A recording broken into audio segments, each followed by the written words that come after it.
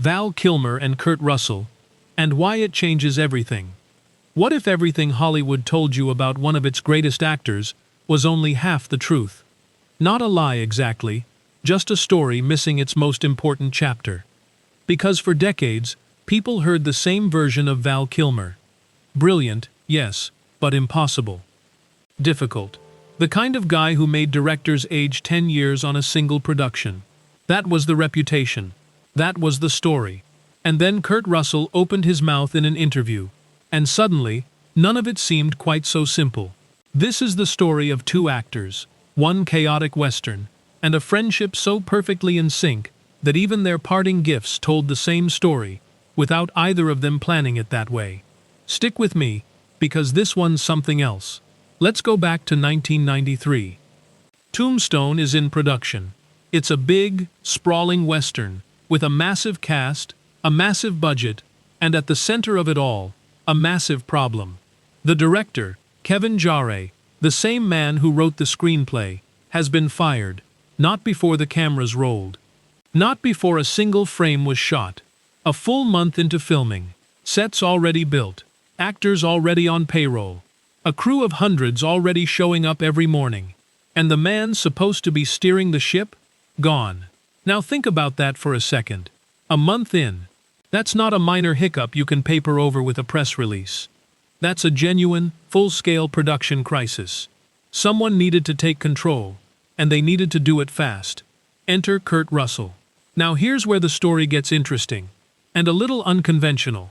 George Cosmatos, the veteran director behind some serious Hollywood heavy hitters, was brought in as the official replacement. His name went on the credits. But according to Russell himself, what was actually happening behind the scenes looked very different from a standard director swap. In an interview years later, Russell essentially admitted that he was the one drawing up the shot lists every single night, sitting down after everyone else had gone to sleep, mapping out each scene for the following day, then handing those plans to Cosmatos to execute on set. Cosmatos had walked into the job with barely 2 days of preparation. The whole operation was being held together by Russell's sheer determination and love for the project. For years, this was one of Hollywood's great open secrets, the kind of behind-the-scenes story that gets whispered at industry parties and resurfaces every few years whenever someone digs into the film. And it's genuinely fascinating. But here's the thing people don't talk about nearly enough. While all of this was happening, while Russell was essentially co-directing a major Western in secret, he also had Val Kilmer on set. And in the early 90s, Val Kilmer came with a reputation that made even experienced producers nervous. We're not talking about vague rumors here. Kilmer's reputation for being difficult was essentially Hollywood folklore by that point. Directors had complained. Co-stars had expressed frustration. Studios had developed opinions. Stories circulated about clashes on set, about Kilmer digging in over creative decisions, about the sheer energy required to manage someone who was that relentlessly committed to doing things his own way. The word most often used? Difficult, sometimes followed by genius, usually in that order. And look, some of it was fair. Val Kilmer trained at Juilliard. He didn't treat acting as a job, he treated it as something closer to a calling. This wasn't a guy who hit his marks and went back to the trailer. He was the kind of performer who didn't just learn lines. He became the character, sometimes at real cost to the comfort of everyone around him. That level of dedication produced extraordinary work on screen. It also meant that when things weren't going the way he believed they should go, he was going to say so, loudly, firmly, with complete conviction. So here's the picture. You've got a production that's already lost one director. You've got Kurt Russell quietly holding the whole thing together from behind the scenes, while also playing one of the most iconic figures in American frontier history. And now you add Val Kilmer, Hollywood's most famously intense actor, playing Doc Holliday. On paper, this sounds like a disaster waiting to happen. Like a recipe cooked up specifically to produce maximum chaos. Except, it wasn't a disaster. Not even remotely. What actually happened between these two men became one of the most surprising, most quietly beautiful stories in Hollywood history. And we only got the full picture thanks to an interview Russell gave that started making the rounds again after Kilmer's death. An interview that reframed everything people thought they knew. In January 2024, Kurt Russell sat down with a major publication to look back on his career. Decades of iconic roles, from the early days through Snake Plissken, through The Thing, through all of it. When the conversation turned to Tombstone, and specifically to Val Kilmer, Russell didn't do what a lot of actors do in those situations. He didn't give a carefully crafted, PR-approved non-answer. He didn't dance around the reputation question. He went straight at it. Yes, he acknowledged, the stories were out there. Everyone in the industry knew Kilmer's reputation. That wasn't a secret. But then Russell did something unexpected. He flipped the entire narrative on its head. He said that what he and Kilmer had on that set was a tremendously trusting relationship. Not complicated. Not something they had to manage or negotiate around. Trusting. Straightforward. Genuine. He went even further. Russell said working with Kilmer wasn't just tolerable or professional. It was great. The two of them were constantly thinking along the same lines. In sync. On the same creative wavelength. Always pushing toward the same vision of what the movie needed to be. For a production operating under that kind of pressure and chaos, that alignment between the two leads wasn't just nice to have. It was everything. It was probably what saved the film. And then Russell said something that really made people sit up. He called what Kilmer did with Doc Holliday brilliant. Not good. Not impressive. Brilliant. Something very few actors could ever come close to matching. Now, pause on that. Kurt Russell has shared screens with some of the finest actors of the last 5 decades. He knows what exceptional performance looks like. He has the experience to calibrate that kind of judgment with real precision. When someone like that looks back on a film from 30 years ago and says his co-star's work was brilliant, that it was beyond what most actors could touch, that's not a throwaway compliment. That is a considered, deliberate verdict from someone who was there every single day and watched it happen in real time. And here's the detail that matters most, in terms of what this all means. That interview was recorded in January 2024. Val Kilmer didn't pass away until April 2025. This wasn't a grief tribute. This wasn't Russell managing anyone's legacy or being diplomatic in the wake of tragedy.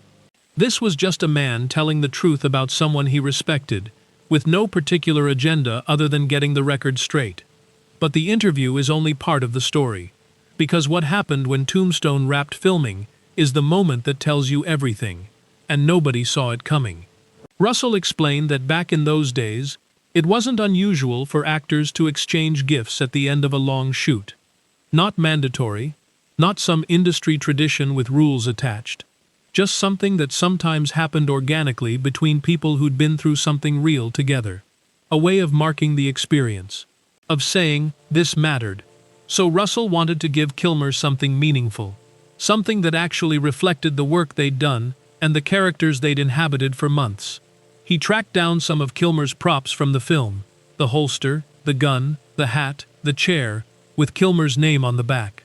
Had them photographed together into a proper keepsake. And then, this is where it gets brilliantly, darkly perfect. Russell bought Val Kilmer a burial plot at Boot Hill Graveyard in Tombstone, Arizona. Yes, an actual burial plot, at the actual Boot Hill, the historic cemetery where legendary figures from the Old West are buried. Russell's reasoning was completely rooted in character logic. Doc Holliday, he explained, was defined by death. It was the shadow that followed him everywhere, the thing that gave him his particular brand of reckless courage. A dying man with nothing left to lose. That's what made the character so magnetic. So what better gift for the man who embodied that character than a spot in the most famous graveyard in the American West? It was funny, it was dark, it was exactly right. And then Russell found out what Val Kilmer had prepared for him in return. Neither man had discussed this. No coordination, no planning, no tip-offs. They'd each gone off independently and figured out what to give the other. And what Kilmer had bought for Russell, completely unbeknownst to him, was an acre of land overlooking Boot Hill Graveyard. Let that land for a moment. Really let it land. Kilmer, who spent months playing a man consumed by death and dying, gave Russell the living man's view. Land above the cemetery, looking down. Russell, who played Wyatt Earp, a man defined by survival and the relentless pursuit of life, gave Kilmer a place in the ground. They each independently reached for the exact same symbolic contrast: life and death, the grave and the view from above, without a single word of coordination. That's not coincidence. That is two people operating on the same frequency, at a level that goes beyond anything you can plan or manufacture. That is genuine connection. Russell talked about that moment of realization in the interview, discovering that they'd arrived at the same metaphor from completely different directions. You could hear in the way he told it that it still moved him, all those years later. And Kilmer said his part too. Years before that interview, back in 2017, Kilmer wrote publicly about the Tombstone production. He wasn't cagey about it. He laid it out plainly. He wrote that Kurt Russell was solely responsible for the film's success. No qualifications. He described watching Russell sacrifice his own energy and sleep to serve the film as a storyteller, night after night, drawing up shot lists while everyone else rested, thinking about the whole production while simultaneously preparing to play one of the most iconic roles of his career. Everyone cared, Kilmer wrote, but Kurt put his money where his mouth was. So here's what you actually have: two of the finest screen actors of their generation, each one independently and publicly crediting the other with making one of the most beloved westerns ever put on film. Neither statement made out of grief, neither made under pressure, both freely given, years apart, on the record. Kilmer saying Russell saved the movie. Russell saying Kilmer's performance was something rare and brilliant. That's not spin, that's just two people telling the truth. On the 1st of April 2025, Val Kilmer passed away at the age of 65. His daughter Mercedes confirmed the news. The cause of death was pneumonia. Kilmer had been battling serious health issues for years, having been diagnosed with throat cancer back in 2014. The treatments had taken an enormous toll on his body. He'd undergone multiple tracheotomies that significantly affected his voice. When he returned to screens in Top Gun: Maverick in 2022, reprising Iceman more than 3 decades after the original, the production used AI technology to recreate his voice. But he showed up anyway. He came back. That says everything. The tributes came in waves. Tom Cruise held a moment of silence at a major industry event. Francis Ford Coppola, Cher, Jim Carrey. The messages kept coming. Social media filled with clips of his greatest moments. And that 2024 Russell interview started spreading everywhere. People who'd never seen it were sharing it in droves. Because suddenly, it wasn't just a career retrospective.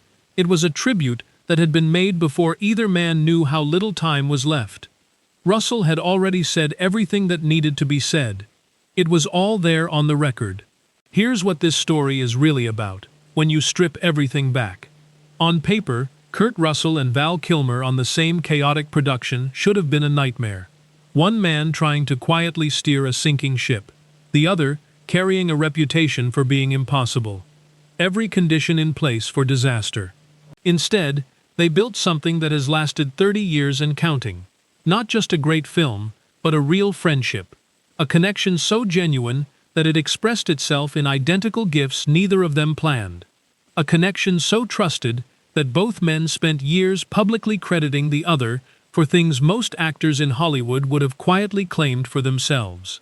The story Kurt Russell told in that interview wasn't a revelation or a scandal. It was a correction. A reminder that the popular version of Val Kilmer, the difficult one, the impossible one, never captured the whole picture. The Val Kilmer that Russell knew was brilliant, creative, fearless, and deeply trustworthy. That's the man who showed up every day on that chaotic set and gave one of the greatest performances the Western genre has ever seen. That's the man who bought his co-star land, overlooking a graveyard, without knowing his co-star had bought him a plot inside one. Now that Val Kilmer is gone, that story might be one of the most meaningful pieces of his legacy. Not the difficulty, not the reputation, the friendship, the connection. The two men who understood exactly what they were making together, and were genuinely grateful for every moment of it. So drop a comment and tell us, what's your all-time favorite Val Kilmer performance? Is it Doc Holliday, Iceman, Jim Morrison, Let's hear it. And if you're not already along for the ride, now is a great time to join. We cover the stories behind the stories, every single week. See you in the next one.